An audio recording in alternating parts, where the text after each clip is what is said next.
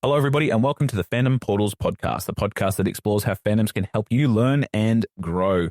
This week, we have been looking at the movie The Crow, made in 1994, that stars Brandon Lee and Michael Wincott and Rochelle Davis. It was directed by Alex Proyas and written by James O'Barr. Now, we've already recorded part one of this particular topic, so if you're interested in that, go and check out our catalog. It should be the one directly underneath this episode that you found yourself on.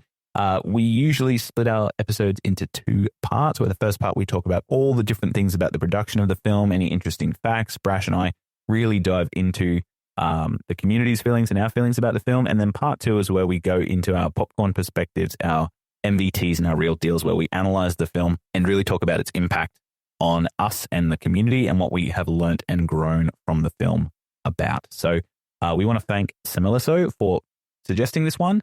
They're from our Threads community, and yeah, they suggested this. It was on our community watch list, and then it was voted for by over 125 participants. So we really want to thank you guys for doing that as well.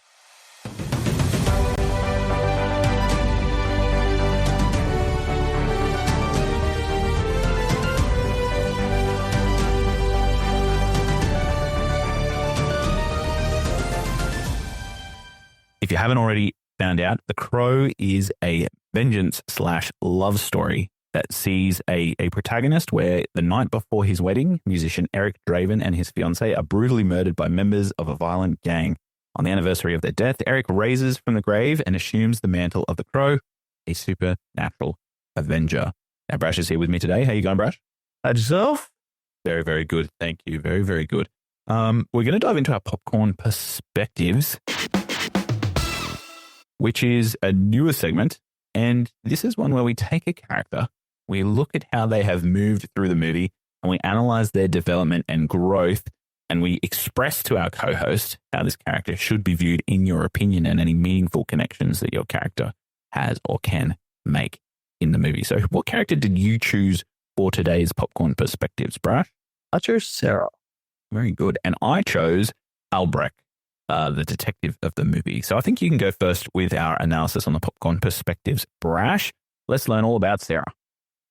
Sarah. So I've read in the comics, if you read the comics, she is actually not a big character at all.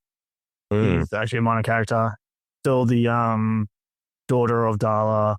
Darla's a drug addict sleeping with Funboy. Still the same. Eric actually meets her outside of Funboy's apartment, and they don't actually previously know each other. They don't hang out. But in the movie, I think to sort of build some sort of connection, they've given her a bigger role, saying that she used to hang out with Shelley and Eric. Befriended Shelley and befriended Eric, obviously, and they used to hang out because she didn't want to be around her drugged up mother or her annoying boyfriend. They kept a lot of the same. Well, the character is very much similar to the comic book counterpart, which was good. She's actually listed as a do-gooder, Sarah, a do-gooder. As a lot of 12-year-old children are. Yeah, I have to say, usually I hate kids' movies. Yep, it's been documented here on the podcast. Yep, most of the time. Sometimes they're really good. Most of the time I find them to be annoying and annoying. For context, if this is your first listen, there has been one incident where there is a child in a movie that Brash thought was relevant and important for the plot. So this is good to hear a second. Yes. A second. Well, let's not get ahead of ourselves. Okay. She's good. However, I still find I wish they had done more with her, because or used her a bit more efficient, because they have her in, you see sort of a little bit of backstory from the flashbacks. Oh, right. Yeah, what I'm thinking of. But you see her a bit in the flashbacks, hanging out with them and everything like that. But realistically, you see her all throughout the movie, just somehow, and I don't even know, I honestly can't remember how, but all of a sudden the bad guy's like, "Ooh, you're still that girl," because that girl's close to him. Yeah.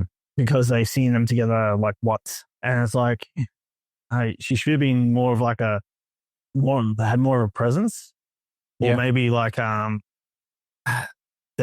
were together at some of the, maybe she ran into Tintin and Eric was able to jump in and help her before, and tell her to run or something before, just used her more with Eric as the Crow. Yep. to give them that connection away from the past. Yeah.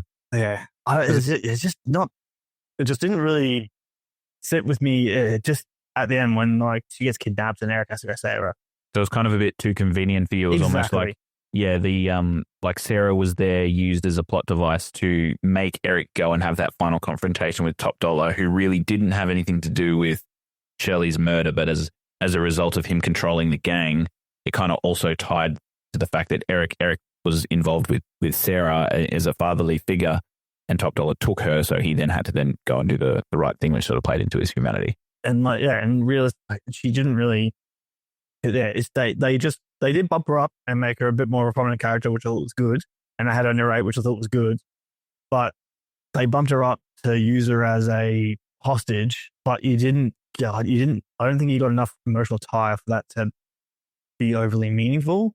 Yeah. So you have their path where they were close, and Eric's just a good guy, so he wants to save kids. So they could have really used any kid, and it probably would have been the same thing.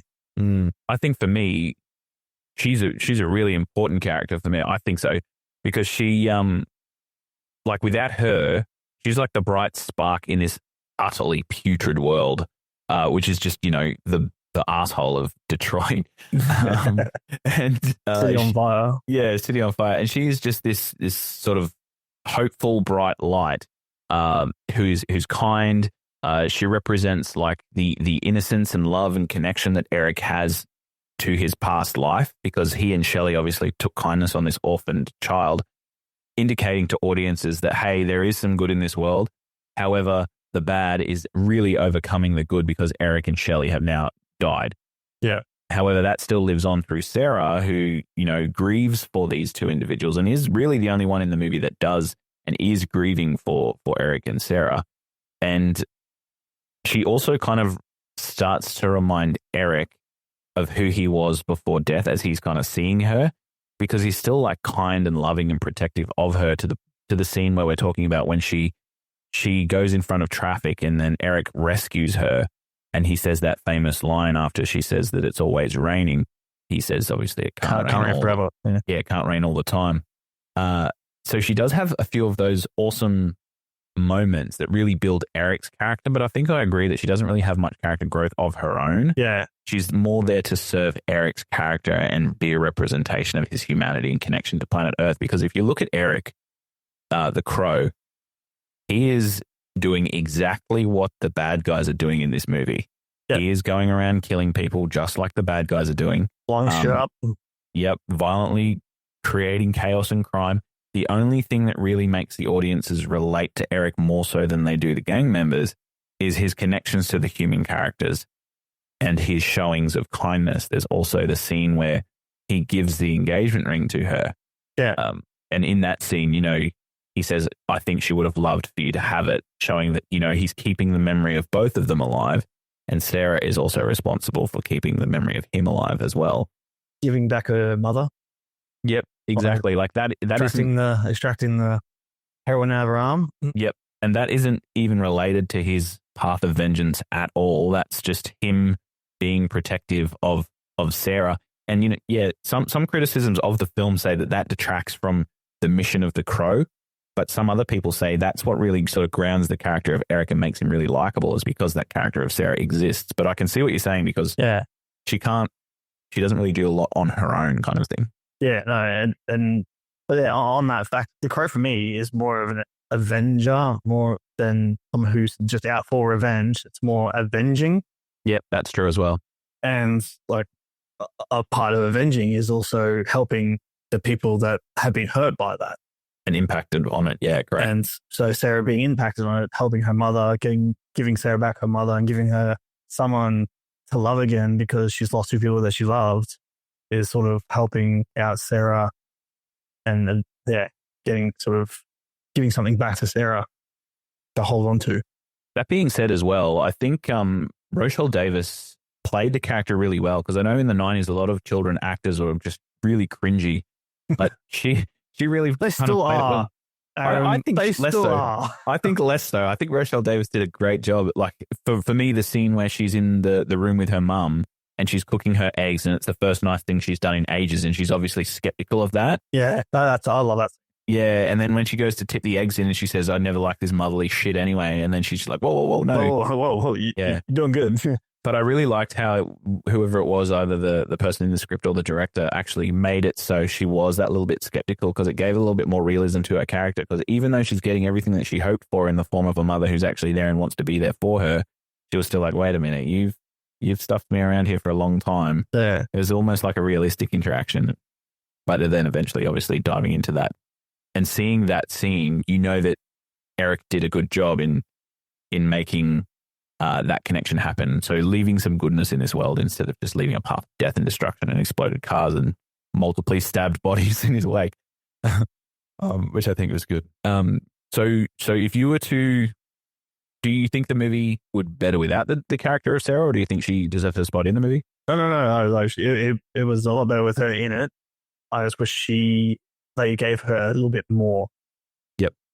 So maybe instead of, because she does ground him, but I think maybe it was sort of like one big grounding. I reckon it should have been eventual. Like he was slowly falling down that path of just destruction and killing. She should have been slowly also just trying to build him back up to that climax of going, hey man, remember who you used to be. Yeah.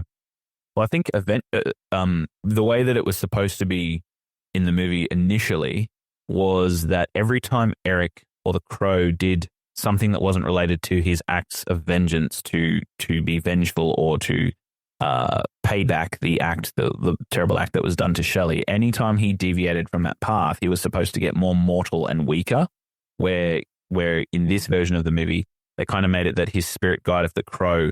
And when that got hurt, he lost his powers. Yeah, so it was almost like and I heard this from the director's commentary as well, it was almost like a subplot that was eventually discarded, but they kept the parts in the film where Eric was doing good for others as well, because they felt like it added depth to his character. But I definitely see what you mean about Sarah, that she's not really deep in that regard. Yeah, she's useful for the movie. She's good for the movie, but I just don't think she was given enough in the movie.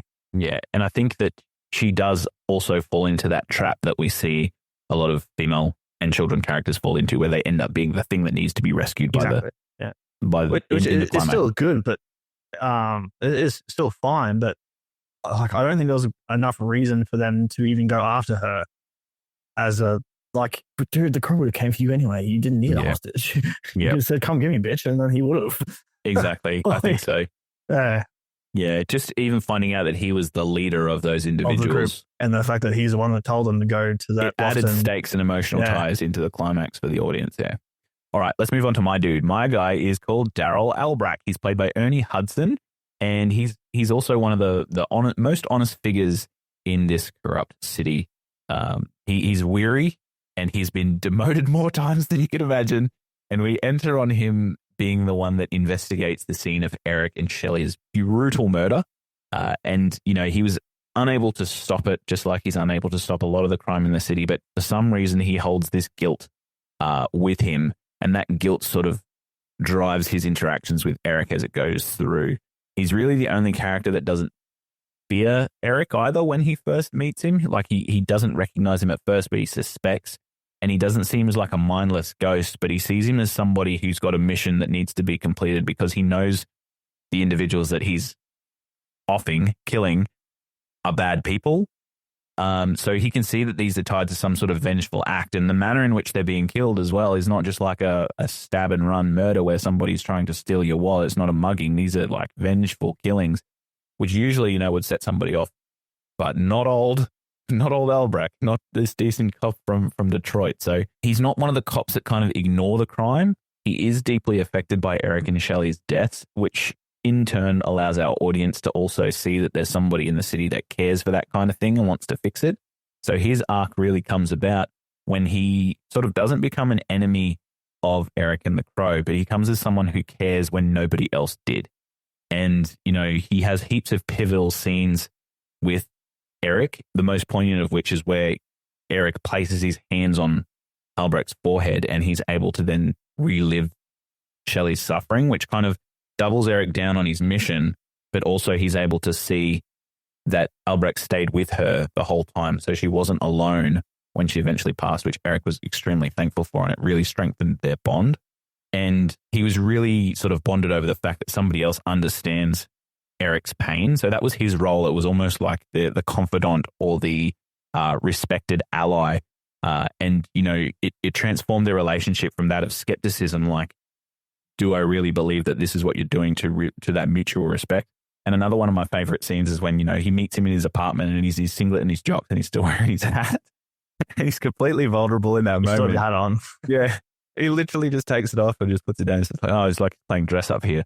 But, you know, Ernie Hudson just brings this genuine approachability to the character as well. And I think, you know, his previous roles, he was in Ghostbusters and he was the likable one in that too. And I think he was just really cast in that role to be that character that everybody can sort of latch onto, Eric included, where there is some goodness in this city, similar to Sarah. So he's like the symbol of justice. He's that grounding presence as well. He helps Eric maintain his humanity amidst his superhuman or supernatural rage in this incident as well. And, you know, he's probably one of the only people to look at Eric and Shelley and see their love story as well behind it. You know, he's like a witness to not just the tragedy of them, but he saw how much they loved each other, and he knew that was something that really kind of needed to be protected in this world. So that's why he harbored that guilt. And I love that he came in the end and helped defeat the bad guys to his own detriment as well, obviously being shot in that moment. And did he quit smoking in the end of that? Is that how that? So the crowd goes, Eric goes to give him a smoke. He's like, I think I'm going to quit. Yeah. Yeah. So out of every single character in that movie, or even over Eric, he has to have the best lines in the entire movie. Like nearly every single one of his dialogue is just gold. Yeah. Oh, like one of my favorite ones is when he's talking to Torres, the other detective, and he's like, "What the hell do you call that?" And he's like, "I call it blood, detective. I suppose you'll write it up as graffiti." the sass he has in that scene too. He's just like, graffiti, and he waves his cigarette in the air too. Oh. Yeah, he knows the system he works in, and that was really, really playful the way that he played that off too. Like the system he works in is corrupt as all heck. And and him and Eric, like their first interaction when he's like, "Police, don't move." He's like, "I thought police always said freeze." He's like, "Well, I'm the police, and I say don't move, Snow White." Yeah, that's so good. And he was like, "Well, I'm dead." Yeah. And I do move. Yeah. I'm dead and I move. Yeah. That was one of the other things about this movie. They kind of trod the line between a really like gruesome, dark film, but then it had moments like this that sort of brought you out of it. Like another one I'm thinking of is when Eric's sort of frozen for the cops after he goes and takes out all the gangsters in the mob area there. And then he just does this little jig off scene and holds his fire at him.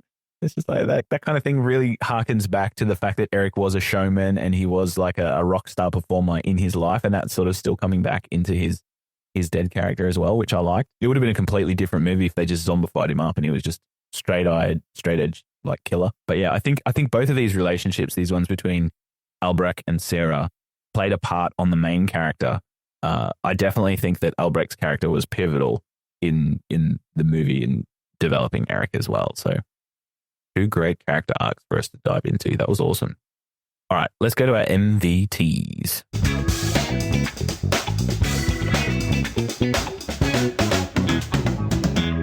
All right, so our MVTs is where we discuss the most important thing we learned from the media that we have watched. It could be something that extends our knowledge or something that we can apply to our daily lives. It might be something as simple as a piece of dialogue that stuck with us, a thematic moment, or a moral lesson. I'm going to go first if that's all right with you, Brash. That is fun by me. My MVT for this one is that love is an eternal force and it grows beyond death. A lot of people think that this movie of The Crow is a avenging story, but I think it's a love story. I think it's a romantic and spiritual story about the unbreakable force that transcends death, and that is Eric and Shelley's love. What do you think about that? You said it was corny, and I agree, that is corny, but I like it. I do like it. Okay, so the reason I believe this is because Eric's journey throughout this whole film is fueled by love. I think it's not fueled by revenge at all because, you know, there was that piece of narration at the start that said when bad things happen or when people die, a crow takes them to the afterlife. But if their spirit is too heavy and burdened by something that is left behind, then they return to complete that act. And I think the thing that Eric was brought back to do was not to avenge his own death.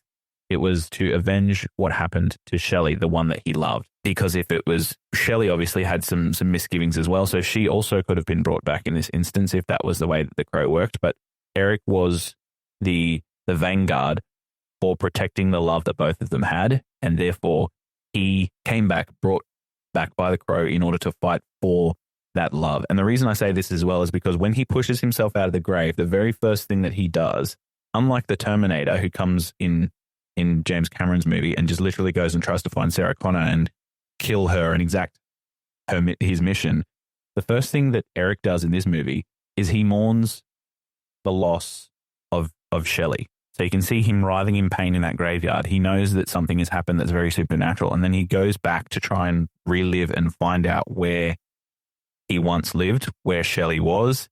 He wants to re-experience the moments he had with her. He's grieving the loss of that love.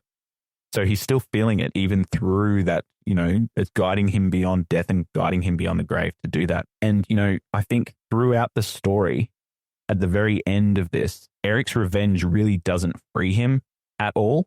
I think the thing that frees him is the peace that comes from reuniting with Shelley at the end.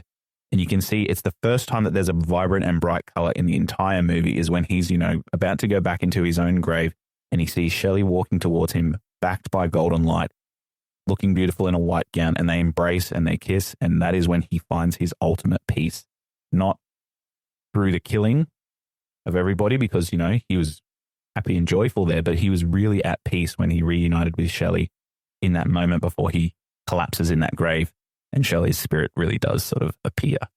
So I think that my most valuable takeaway for this one is that love defies a lot of things, and that The Crow is really not just a story about vengeance and revenge, but it's a story about love and love defying death as well. I think Sarah says it best when she says, buildings burn, people die, but love, real love, lasts forever. And yes, it's corny, but I love it. And that's why I really like this movie, because I think it's more than just that dark, gothic undertone of vengeance. There's a love story behind it too, Brash. Yeah, I see that. Well, my MVT is that it's okay to kill anyone and get revenge on them. Deleting. No, I'm keeping that in.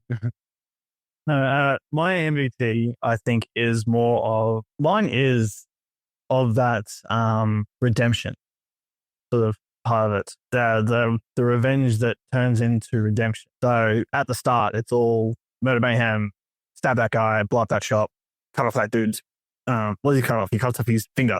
Finger? That's off the as opposed to the eyes that Bailing cuts off all the time. Oh, Micah. Yeah. Scoops out the eyes.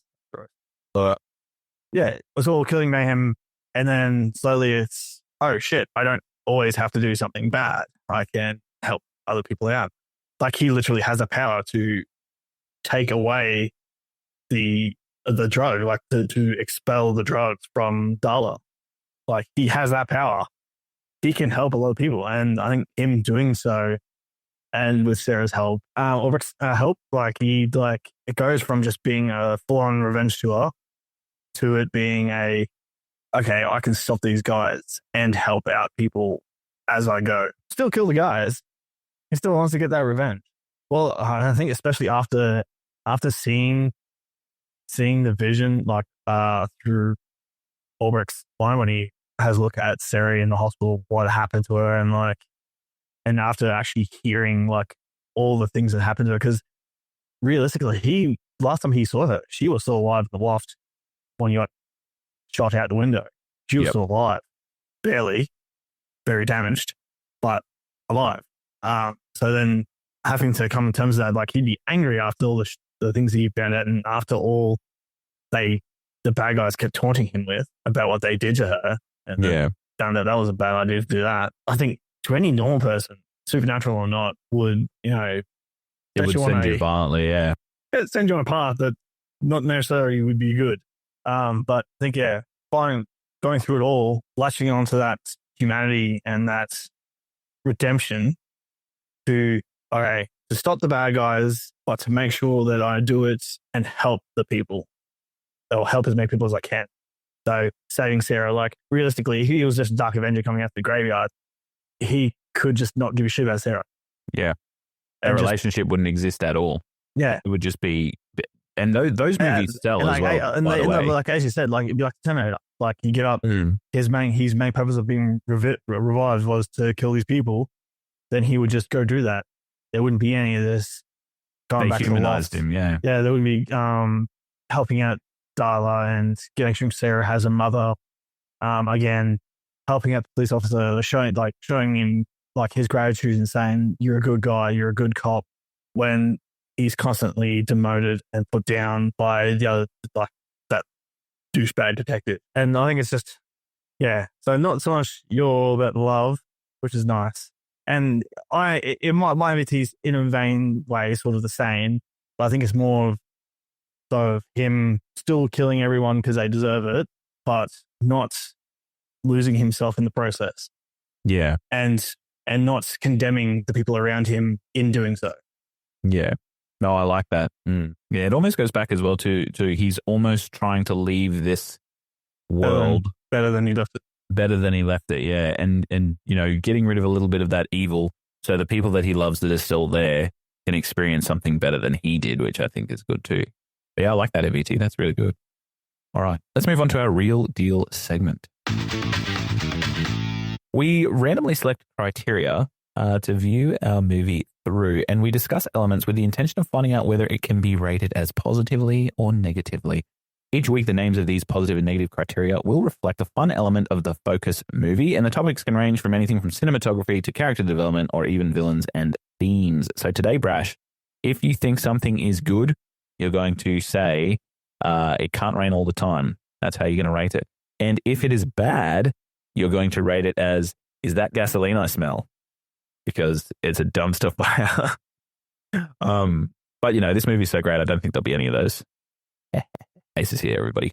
All right, so I might go first with our generation. And this one has come up as the cultural impact of The Crow. So I think this is really important and poignant because it actually did become a cultural phenomenon. Alex Proyas actually said in the director's commentary that the Gothic style was kind of really prominent in the mid sort of 80s or the early 80s. And he always thought that look was really cool. So he incorporated it into the movie. And it kind of served as a resurgence of this cult sort of dark aesthetic, a subculture, the Gothic subculture in the early 90s as well.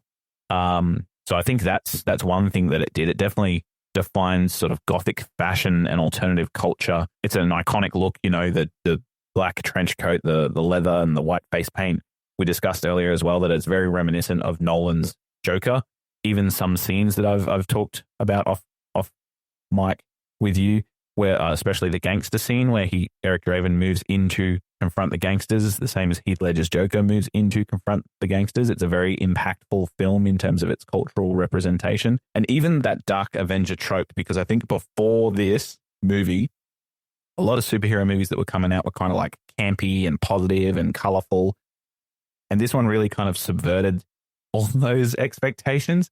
And, you know, I think this movie here, The Crow, walked. So movies like Blade in 1998 and the Dark Knight trilogy and Logan in 2017 could run. This really sort of looked at reinventing comic book adaptations to being something a lot more mature and darker than anything that had come before. Because if you think about the Superman movies, Brash, like the colorful sort of Christopher Reeve Superman movies, I think that they're definitely a very different tone to this one. And I think it really just sort of defined that sort of space in terms of reinventing the comic book adaptation space in terms of culture. What do you think about the cultural impact of this movie, Brash? Like this has had a huge impact on many things. As I was saying, I think before the podcast, the part one of the podcast where I was talking about when I first saw it, how I thought it was really cool because it looked like Sting. Yeah, well, Scott Hall actually said to Sting before he had his titular look, have you ever seen The Crow? And then Sting went and watched the movie and was like, holy shit, I love this. And that's how he got that persona, like how he made the Sting persona in, I think it was 1996. So 2 years after the movie came out and a year before I actually watched it, when he first brought out his Sting persona in WWE. So I think in a lot of way, and I think even I think there's I can't remember his name. Pretty sure he's in TNA wrestling currently. He's had the trademark is face paint, but also he also another wrestler who sort of got their look or the style look from The Crow. So I think culturally, The Crow has had huge impact on many people who watched it, especially those who were big fans of it back in the day when it first came out. But for me, it's wrestling. The wrestling impact, yeah, impact. It was so culturally impactful that they even tried to make a bunch of sequels. We talked earlier as well. You know, The Crow, City of Angels in 1994, the critical and commercial failure that one was, and they even remade one in 2024, starring Bill Skarsgård, I believe. Yeah, and I haven't seen it yet. Me either. You haven't seen it yet. I want to watch it because I heard it was bad, and I've heard from someone like a friend of mine who's really loves The Crow that it was a horrible, horrible movie, and that it should be ashamed of itself for even attempting to have the same name as The Crow. I want to watch it for myself because I like Bill Skarsgård as an actor. I think he's good at everything he touches, really. It's just more so just to see if it was actually acting that was bad, or if it's actually just the way the the movie was written, or what sort of directed pathway to what made it bad. Because I fail to see that Bill would do a really bad performance. Yeah, one of the things that I got complaints on Reddit was that they used the names Eric and Shelley, which they thought was disrespectful, and even remaking it after Brandon Lee's. This is considered his legacy film. Yeah, remaking it and actually titling the characters as Eric and Shelley, because if you think about it, the crow is a spirit that rises somebody from the grave to perform a final act. Really, that can be anything, but the fact that they chose to reboot it and put, you know, Eric and Shelley's name on it was, in some people's eyes, disrespectful. So I think a lot of people boycotted it for that, according to the people that commented on our Reddits and Threads pages at least. But I think, you know, for me, I do want to check it out just to see what all the commotion is about. And I think maybe it's a movie that kind of would stand up on its own if it had a different name and the title characters were different. It might have been good. We don't know, but we'll have to leave the verdict open for that. It would fall into that whole sequel pit, the same that the City of Angels one did, and it'd fall into the same. I think that's why they chose to do an actual remake of the original rather than a sequel or anything like that. Because it's just trying to make a sequel, especially and this is the same issue I have with the Indiana Jones, having sequels so long into the future that you have to use all new people and no people are recognizable. You have no tiebacks to the original. It's just a sequel for sequel's sake. Yeah. And I think that would have ruined it for a lot of people as well, because there'll be no ties to it. There'll be no emotional ties to it or anything like that. But I do understand using the same names and everything like that would rub a lot of people the wrong way. Yeah, and I also think the original Crow, even though, as we discussed in part one, the production of it was an absolute nightmare, it was kind of lightning in a bottle in that way, because it was so slapped together and rushed together and done by burning midnight oil fuel, and everybody was so passionate about the project as well that it kind of just worked. And sometimes that happens in Hollywood and with movies. It just you just slap things together and they end up being just incredibly good. And sometimes they can't be repeated. So I think perhaps this is probably an incidence of that. The other thing about this movie is it's really simple in terms of its plot line and its protagonists. It's not a very complex movie. This guy comes out from the grave, wants to get revenge for a crime that is done to him. The character isn't so deep and the plot isn't so deep that you can really try to add lots of things to it and it messes it up. It's beautiful in its simplicity, I believe, and the things that add to it really just complement its simplicity. And yeah, I think it's a hard one to remake because of all the things surrounding it. So it'll be interesting to see how the 2024 one sits. All right, Brash. So what do you rate the cultural impact of The Crow? Is it going to be good as it can't rain all the time, or is it going to be bad as is that gasoline I smell? Because it can't rain all the time. Same as me. I think it's can't rain all the time. As much as I want to say, is that gasoline I smell? Because it's a killer line. It is indeed can't rain all the time. All right, let's move on to our next randomly generated real deal. All right, and this one coming up was the visual style. Brash, do you want to jump into this one for us? Yes, I absolutely love the visual style of this movie. I can't tell you, I think it's any sort of movie that has this sort of grungy, dark, it reminds me of the the original Batman. Yeah, Burton's Gotham. It reminds me of Spawn. It reminds me of Gabriel. Like, there's so many movies that it's just like, you just look at it and you're like, damn, this is a dirty, dark place. It's full of crime. I'm just looking up at the skyline, waiting to see the fucking Batman season, or see You just want to live in it for 2 hours. Yeah, don't you? see Spawn flying across rooftops with his fucking cape. Oh, it's just because it's just that feeling of just like, it's always like that. It's like being tense all the time.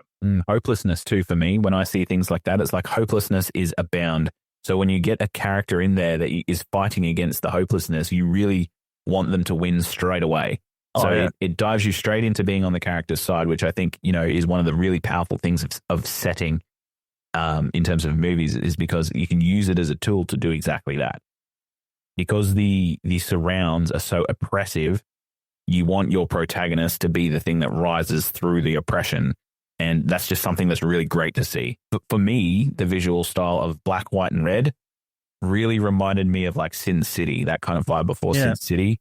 Well, see, they wanted to do it in black and white originally, but they're like, no, you can't do that. And I think the like, red really made it. Yeah. Fine, I'll go black, white, and red. I'll show you. And a color. Yeah. No, I think that worked especially in the flashback scenes, because there was the black and white, low color, desaturated of Eric in the loft when he was like moving around and doing that interpretive dance scene, and then the flashbacks were all in color coded red. Like, you could really tell that visual shift. Again, that's originally it was meant to be, the movie was shot in black and white, and all the flashbacks were meant to color, because they were going back to color. It was meant to be back when he was alive. When it was live, and everything was happy and bright and colorful, and then go back to the present, it's all dark, gloomy, everyone's dead, dying on a vegetable. Yeah. So, but yeah, no, I adore the dark kind of grungy look. All right, so what are we rating it? But is that gasoline? It can't rain. This one's rain. It can't rain all the time. Yeah, I'm the same. I think Can't Rain All the Time is definitely what it gets. And you know what it also reminds me of? An Evanescence film clip. Oh, Bring It Life or something? Yeah.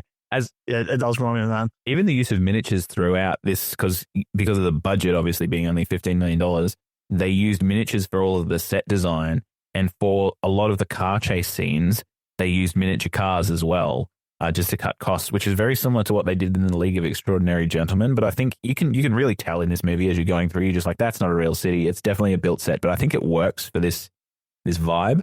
And it definitely I love that initial shot where you see it panning into the circular window of the crime scene with Ernie Hudson just sitting there smoking his cigarette. And it's just like, that's everything I need to know about where I am right now.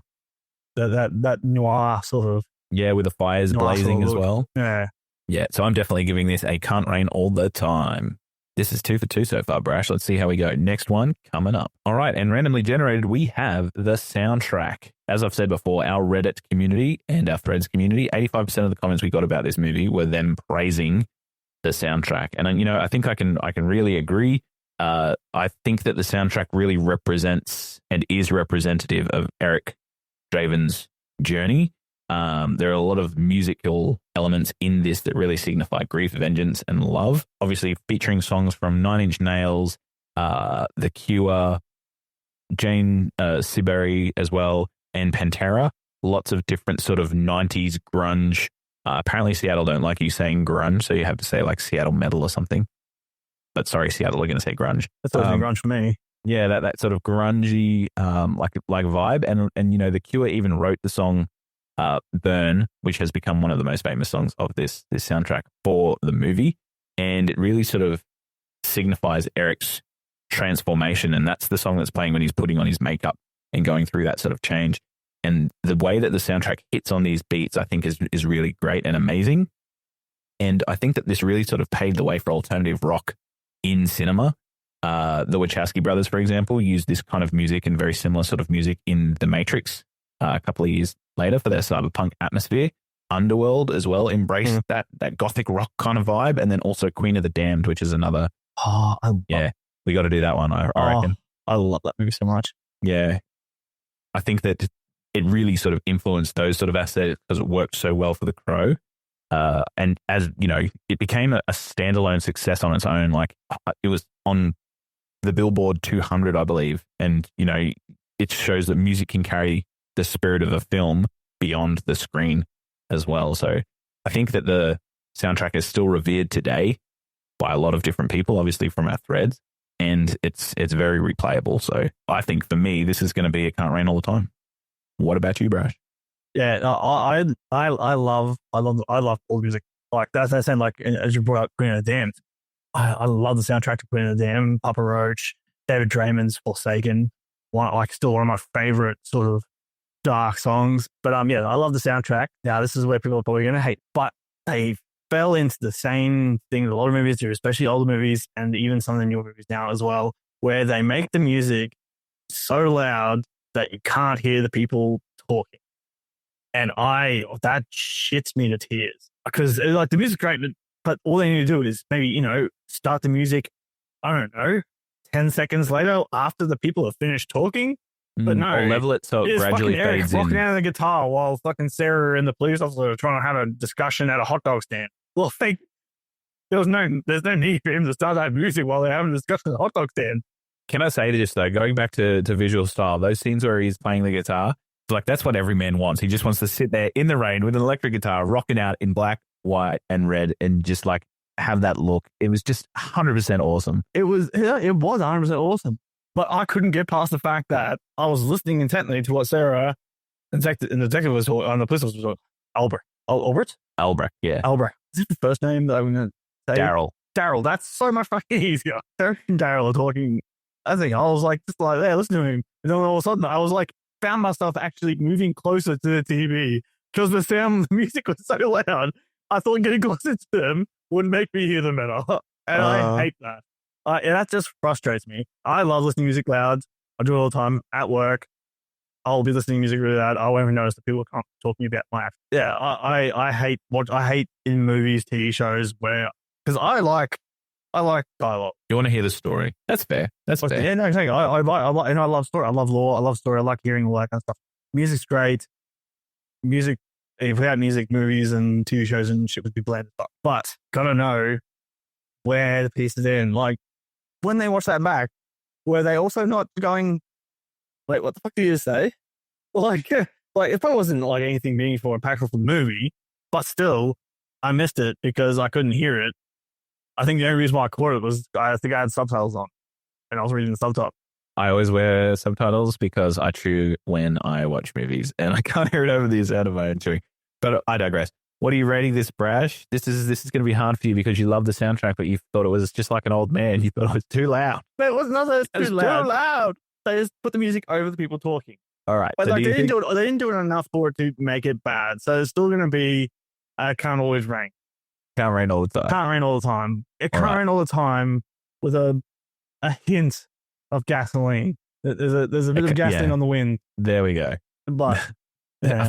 I've got some gasoline to throw into the rain. All right, so let's get our last one. This one's currently gone 3 for 3. All right, here we go. All right, and this one that has been generated is costume and makeup. Brash, you touched on this a little bit earlier. Did you want to start with this one? Yes. When I rewatched it, because it's been a few years since I watched it, but when I rewatched it, when you put on that mask and then when you first see it first time in full view, like goosebumps, chills.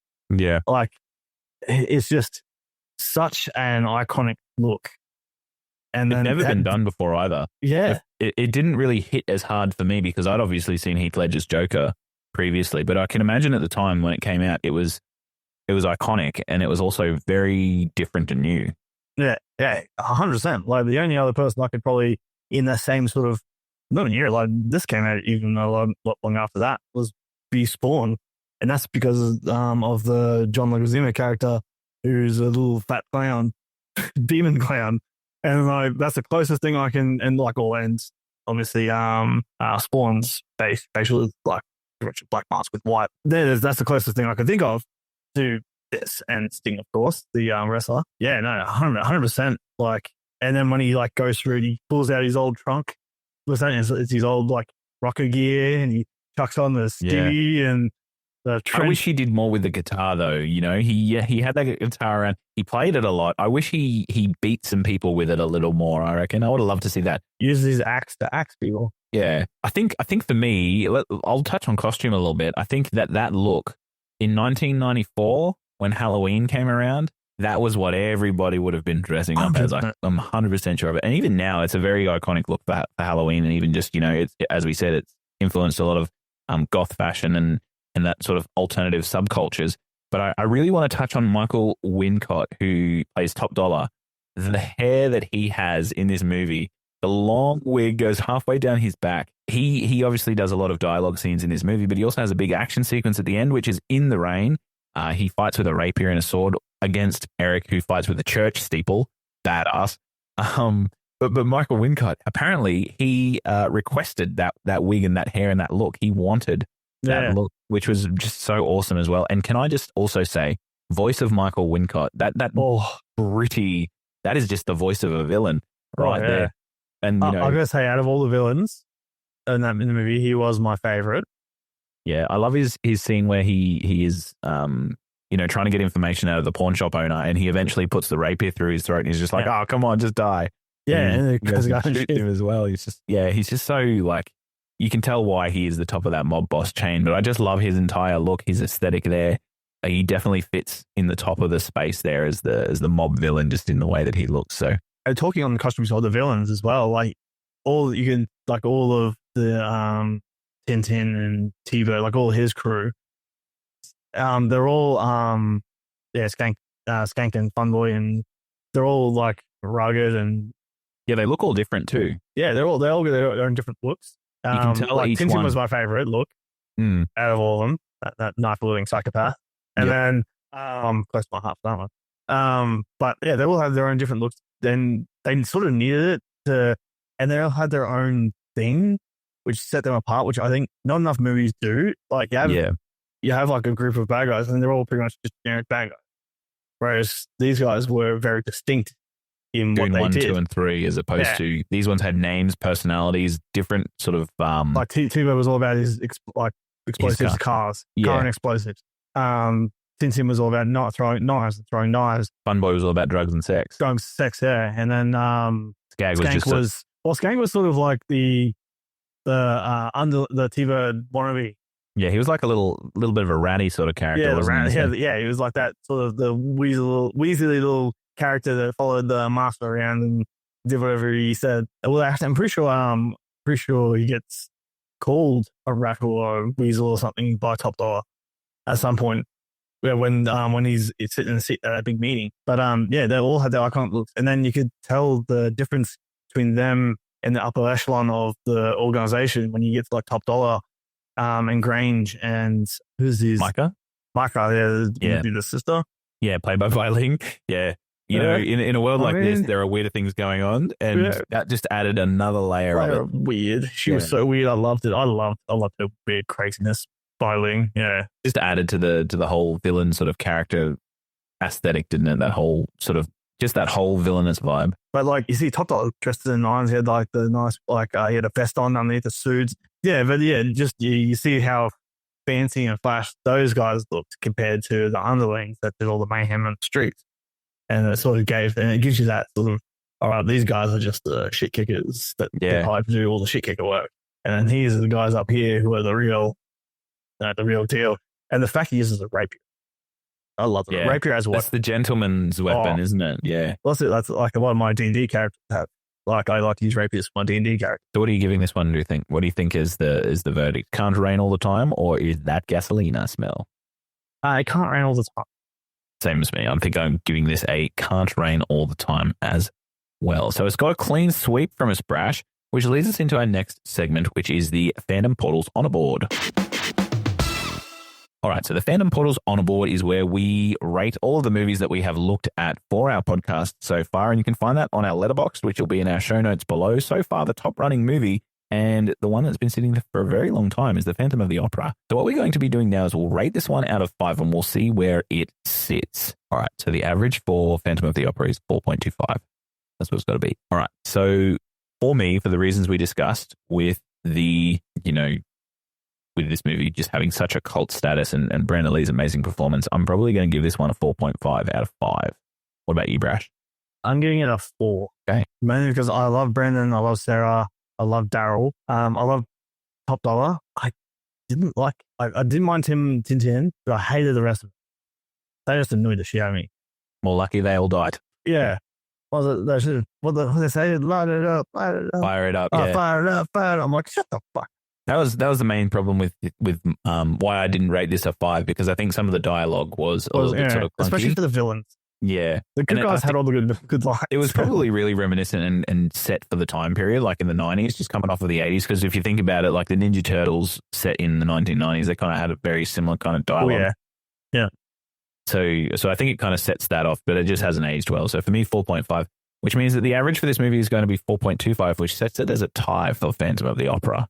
So we might send it to our community to see what they think. We might put Phantom of the Opera and The Crow side by side and see what they vote. I have a feeling goodbye, Phantom of the Opera. Well, it's had its run. It's sat there for a number of weeks now. It's been heaps of episodes. But yeah, I was really surprised by the Phantom of the Opera. So I'm glad it got its day. I'm not saying that The Crow is going to top it, but if it does, I'm glad that it had its day. So that might be good. It's either going to be first or it's going to be second. We might have a new leader on our Fandom Portals Honour Board.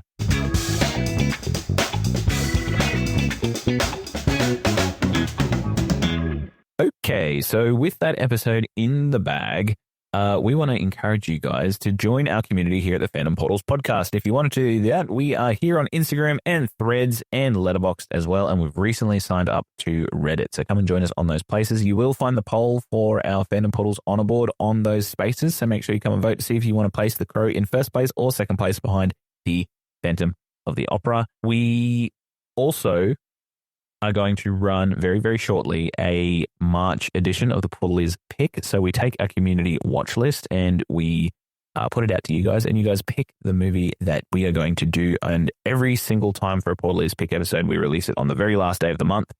So you will get 5 different sort of movies from us here at the Fandom Portals team, with the last one being a community selection by you guys, our community. Now, before we move on, Brash, we're going to tell everybody what we have in store for the month of March, because this indeed will be the last episode everybody hears for February. So, in March, our episodes look like this. Brash, take it away. For the month of March, we have 500 Days of Summer, we have Spider-Man No Way Home, we have Dragonheart, and we have Gabriel. And then after that, we have our picks from the audience, which is to be determined. Indeed. But just saying, Teenage Mutant Turtles has been there for a while. Absolutely. And I think Brash is very keen to do that. Behind the scenes look, guys, Brash tried to do that about 5 times. The one you heard is the one that he got it correct. We've been here for 10 minutes trying to listen to him. It was rough. I think that he did an amazing job. I think every time I did, I forgot one. It was a different one each time. A different one each time, yeah. Because I was so busy trying to remember the one I forgot. That you forgot the one before. Ones. Yep. That's okay. Look, we've had a big day of podcasting, guys. So thank you, as always, for joining us. We appreciate it. And we also appreciate Samila So one more time for suggesting this movie for us, and also for our amazing audience that contribute to our social medias all the time. You make this awesome for us, and we love doing it. So keep it all coming in. Any last words from you, Brash? Do your memory problems, guys. It helps your memory, and later on in life, you'll be less likely to forget shit. Do some Sudokus, Brash. And Sudokus. And just remember as well, it can't rain all the time.